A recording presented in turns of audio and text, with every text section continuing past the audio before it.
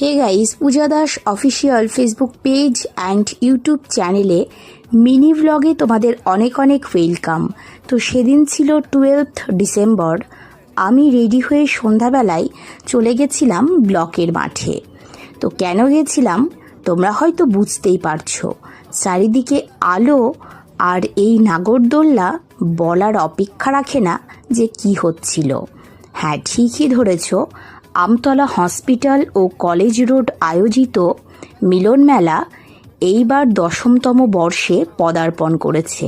তো সেদিনের সন্ধেবেলায় ছিল আমাদের অনুষ্ঠান, অর্থাৎ ডুমরু ডান্স একাডেমির ডান্স পারফরমেন্স।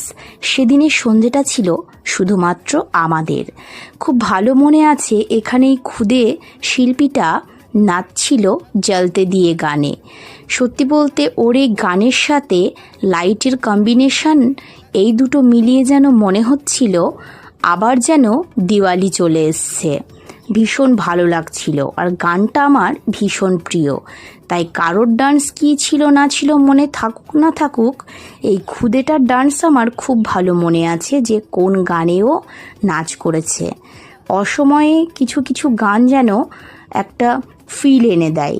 যেমন দেখো, তখন তো শীতের সময় ছিল, এখনও কিন্তু সেই ফিলটা পাচ্ছিলাম যে দিওয়ালি দিওয়ালি।